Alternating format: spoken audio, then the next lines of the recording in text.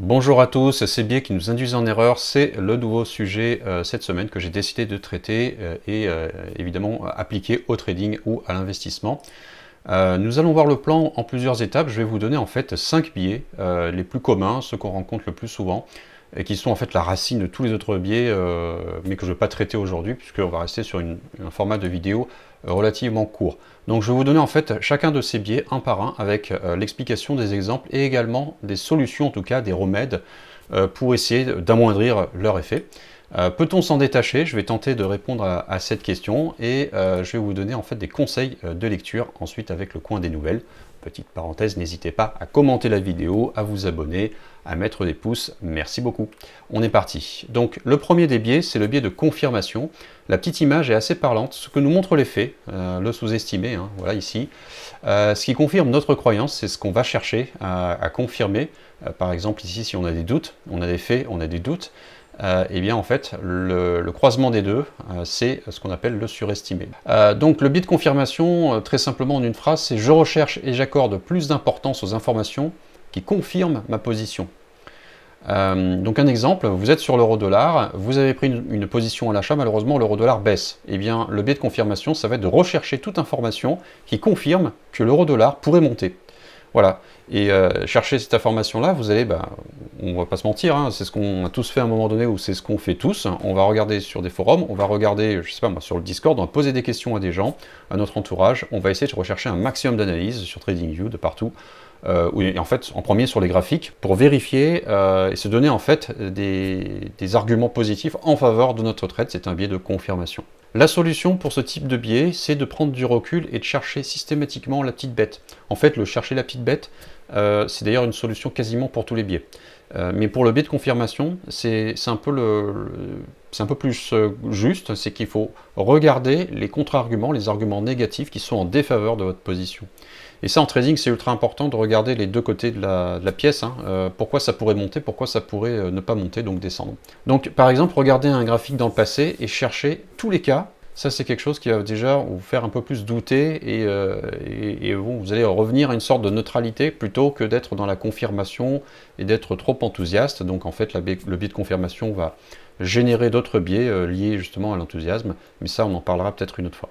Donc voilà en fait pour le premier biais qui est le biais de confirmation, et qui est un gros biais, hein, et qui est un gros biais qui ne marche pas que pour le trading, mais dans plein de domaines de la vie, vous l'imaginez bien.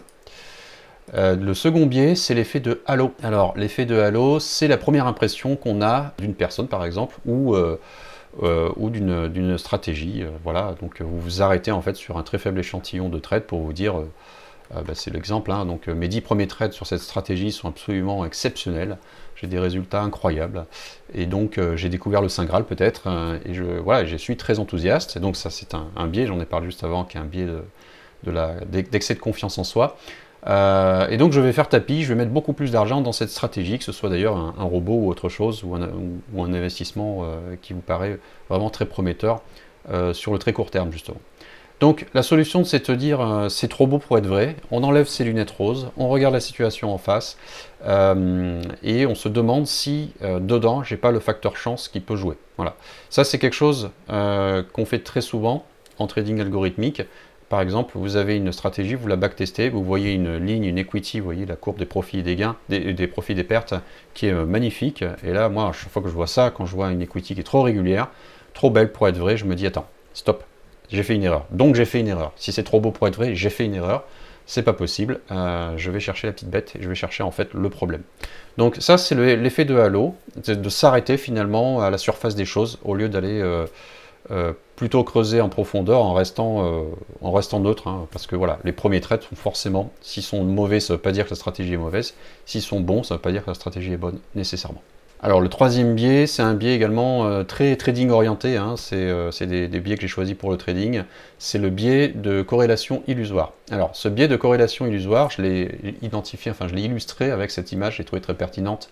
Donc quelqu'un qui dit, donc en français, tous ceux qui sont allés sur la Lune ont mangé du poulet, et le collègue qui répond à bon sang, le poulet te fait aller sur la Lune. Voilà, donc ça, ces deux personnes en fait ont imaginé une corrélation entre le poulet et le fait d'aller sur la Lune, qui n'existe absolument pas.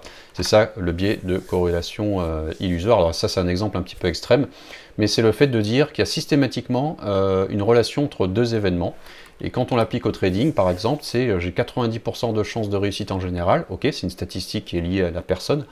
Et si la personne perd par exemple 3 fois d'affilée, elle se dit bah, le quatrième trade, puisque j'ai 80%, le quatrième trade doit être positif, va être bon. Et ça, c'est pas juste, parce qu'en fait, chaque trade est indépendant l'un de l'autre. Le marché ne sait pas que vous avez eu des résultats négatifs ou positifs juste avant. Absolument pas. Même si ça, c'est rattaché en fait avec une stratégie, le marché, lui, il évolue, et une stratégie, il n'y a pas de stratégie qui est gagnante à 100%, donc il y a toujours en fait une marge d'erreur dans tout ce qu'on fait. Mais le plus important à retenir, c'est que chaque trade est indépendant. Donc l'autre exemple, c'est j'ai perdu 4 fois, entre parenthèses, je suis nul, j'en sais rien, et le cinquième trade, forcément, je vais perdre, donc je m'arrête, etc. Donc, non, le cinquième trade, il n'y a aucune raison que vous allez le perdre. Peut-être que le cinquième trade sera gagnant, parce que chaque trade est complètement indépendant. Il n'y a aucune... En fait, je ne dis pas que le trade sera gagnant ou perdant, il y a aussi des stratégies qui vont donner des probabilités, mais ce que je dis là, c'est que chaque trade est indépendant, et donc c'est la mauvaise raison de se dire que comme j'ai perdu 3 fois, je vais perdre une quatrième fois, ou comme j'ai gagné 3 fois, je vais gagner une quatrième fois. C'est la mauvaise raison, et donc c'est ça le biais de corrélation illusoire. Alors, pour s'en détacher, se dire que chaque trade est indépendant, justement, je l'ai dit 15 fois. Ce qui varie, c'est le marché, et donc se remémorer l'anecdote du lancer de pièces. Par exemple, je ne sais pas si je l'ai déjà énuméré dans une des vidéos, mais je prends souvent cet exemple. Donc vous lancez une pièce, mettons 10 fois de suite, et 10 fois d'affilée, ça tombe sur pile. Ok. Et vous vous dites, bah, le 11e lancer, je vais forcément tomber sur face, parce que j'ai eu une chance incroyable. Pendant 10 lancers, je suis tombé sur pile. J'ai eu une chance de cocu. Je vais avoir en fait face, le lancer suivant. Bah non, en fait, chaque lancer est indépendant. Vous avez une chance sur 2. Voilà. Et donc le 11e lancer, vous aurez toujours une chance sur 2. C'est ça en fait le biais de corrélation illusoire, c'est de se mentir, de se dire que là, il y a forcément une corrélation dans les événements, parce que c'est pas normal d'avoir 10 fois pile ou face. Non, c'est des probabilités, ça peut arriver. Enfin, donc, le biais des coûts engagés. Alors, le biais des coûts engagés, il est aussi appelé le biais des coûts irrécupérables. Donc, ça dit bien ce que ça dit. Je suis trop engagé pour faire machine arrière. Je ne veux plus perdre d'argent après avoir tant investi. Voilà. Alors, ça, en trading, j'ai bossé, par exemple, 10 mois sur une stratégie. J'ai passé des milliers d'heures. J'ai pas du tout envie d'abandonner maintenant, après tant d'efforts, tant d'heures passées, tant de sueur, tant d'énergie donnée à cette stratégie. Bah ouais, si vous avez une stratégie qui ne montre pas de résultats ou dont le backtest est mauvais, il vaut mieux passer à la stratégie suivante. Je ne dis pas qu'il ne faut pas s'accrocher un peu, mais 10 mois, ça fait un petit peu beaucoup. Donc nous, on en parle comme ça froidement avec du recul, mais quand on est dedans, dans la machine, c'est très difficile de se détacher. Moi, c'est pareil, hein. J'ai ces biais-là. Je travaille sur une techno ou sur un sujet, j'ai beaucoup de mal à lâcher un petit peu l'emprise quand ce sujet-là n'a aucune perspective, honnêtement. Alors, on va voir un peu les solutions juste après. Donc, j'ai mis 80% de mon capital sur ce trade-là. Donc ça, c'est dangereux, hein, ça fait perdre de l'argent. Je ne veux plus faire machine arrière parce que j'ai engagé trop de capital, j'ai renforcé trop souvent. Là, la position est monstrueuse. Je ne veux plus me désengager, je ne veux pas prendre ma perte. Et combien de fois j'ai des gens qui m'écrivent « Guillaume, je suis dans une situation délicate, j'ai un mauvais trade à gérer, je sais plus comment faire. » Ben ça, en fait, le fait de poser la question, c'est une bonne chose. C'est un peu la solution, c'est de prendre du recul. En fait, on a beaucoup de mal à résoudre ces problèmes de biais dans les prises de décision, nous-mêmes, tout seuls. Et très souvent, en fait, c'est l'autre. L'autre, il sait mieux voir la poutre qui est dans votre œil, ou la paille. Mais c'est vrai que l'autre a souvent plus facilement la capacité de critiquer, puisque c'est plus facile de critiquer pour l'ego l'autre que soi-même. Donc il faut demander aux autres, voilà, en toute transparence, et ça peut nous aider. Et c'est pour ça que les entreprises aussi, vous avez beaucoup d'entreprises qui ont investi des milliards et des milliards. Je prends l'exemple d'Areva, qui construit des centrales nucléaires dont les projets sont bâtis pour durer, je ne sais pas, 3-4 ans, ça fait 30 ans que ça continue et que c'est un gouffre financier. Vous avez plein d'exemples dans les industries où des boîtes rachètent une autre boîte, ça ne marche pas, puis ils attendent des années et des années avant de s'en séparer parce que c'est un gouffre financier. Voilà, donc parfois la meilleure décision c'est de couper la perte tout de suite, et puis voilà, mais c'est très difficile à faire tout seul.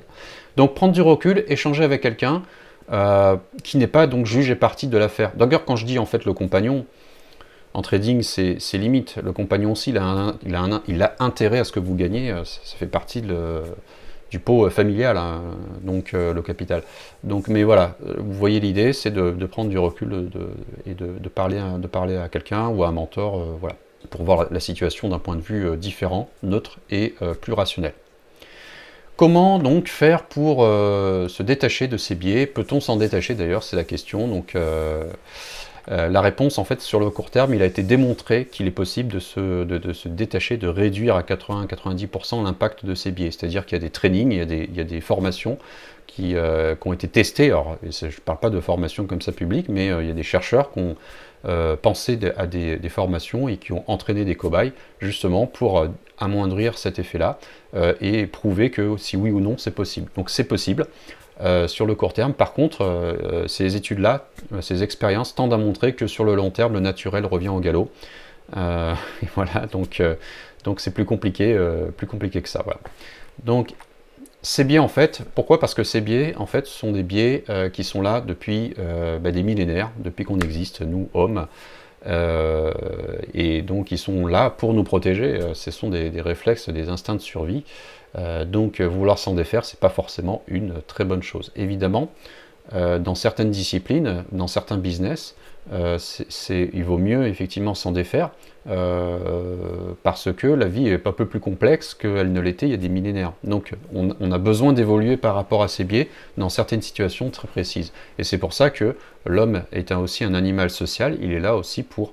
il a besoin d'échanger pour vérifier si sa compréhension est la bonne. Un président de la République, pour prendre voilà, un exemple un peu plus parlant, s'il n'a pas de conseiller, probablement il prendrait que de très mauvaises décisions. Et a posteriori, toutes les décisions qui ont été prises par le président de la République ne sont pas nécessairement ses décisions, et ce qui est de bien, c'est pas forcément à imputer au président comme ce qui est mal, hein, en fait, parce qu'il y a vraiment tout un écosystème autour, et c'est ce système-là, ce sont ces processus-là, cette organisation-là, qui fait bien ou qui fait mal les choses. C'est pas, je sais pas, Monsieur Macron ou Monsieur Poutine, quoi. Voilà. Donc en fait voilà, on peut effectivement en tout cas en avoir conscience, c'est déjà une très bonne chose, c'est pour ça que je vais vous donner des conseils de lecture juste après. En avoir conscience c'est une excellente chose, avec cette petite image assez rigolote qu'on m'a envoyée. Vous avez un éléphant, mais suivant les points de vue, ça peut être un arbre, un serpent, un mur, voilà. Donc, et enfin, le conseil, c'est accepter l'erreur. L'erreur fait partie du système humain.